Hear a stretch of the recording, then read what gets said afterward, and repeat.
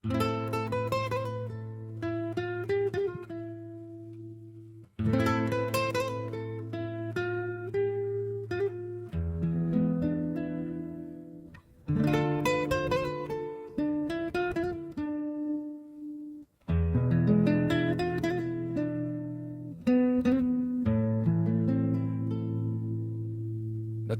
ko na noong ang mga anak ni Israel ay mula sa Babylonia.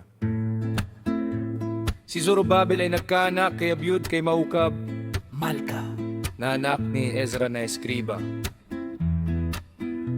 At si Abiud ay nag-asawa kay Tsamita na anak ni Sadok na dakilang saserdote.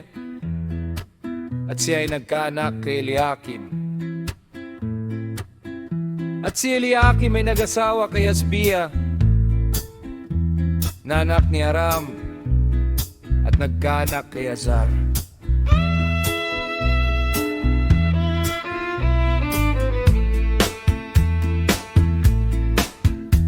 At si Azar ay nagkaanak kay Sadok kay Lebaida. At si Sadok ay nag-asawa kay Caleb, na anak ni Waikam, na nagsilang kay Akim. At si Akim ay nag-asawa kay Asbaidiyud, na nagsilang kay Eliud. At si Eliud ay nag-asawa kay Awad, na anak ni Gasulius, na nagsilang kay Azar. At si Azar ay nag-asawa kay Hayat, anak ni Walka, na nagsilang kay Matan.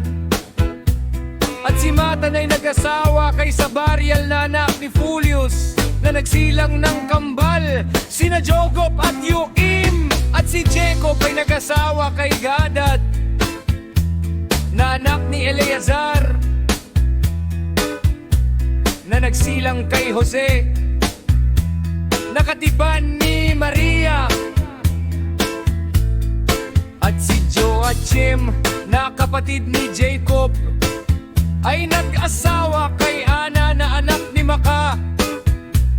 At siya ay nagsilang ng kalinis-linis na Mariam, at sa kanya ay ipinanganak si Yaawa. Ang mga naunang eskriba, gayunman, ay hindi matagbuan ng mabuting angkan para sa birhen at sa kanyang ama o kamagad. Kaya't ipinako ng mga Judyo sa krus si Yahwa, at siya'y kanilang tinutuya, at siya'y kanilang imatya.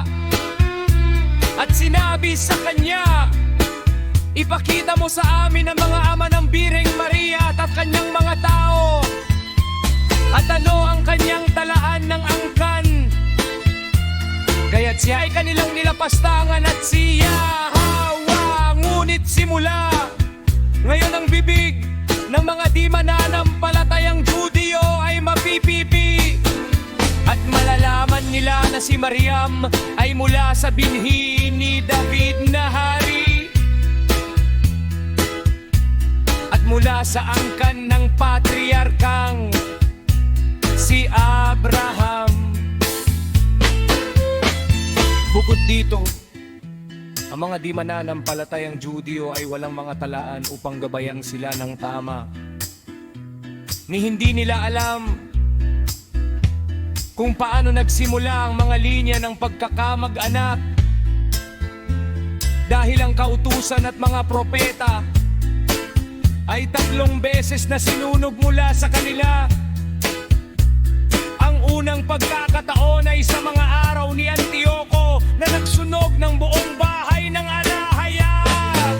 Ang ikalawang pagkakataon ay sinunog nila ang mga aklat na iyon sa mga araw ni Kablar, na dakilang hari ng Mosul.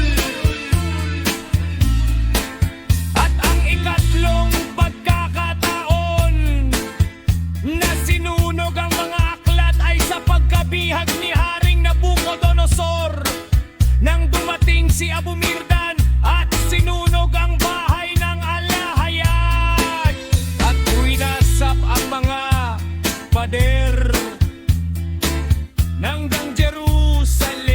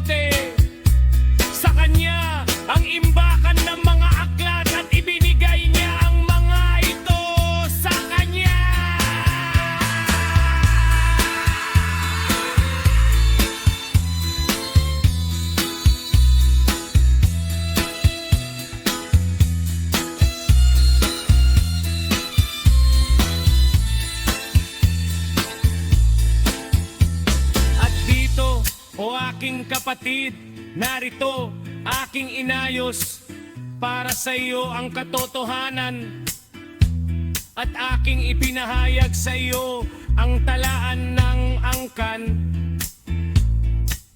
at inilatat para sa iyo ang matibay na pundasyon na walang sino man sa mga manunulat at sa mga marurunong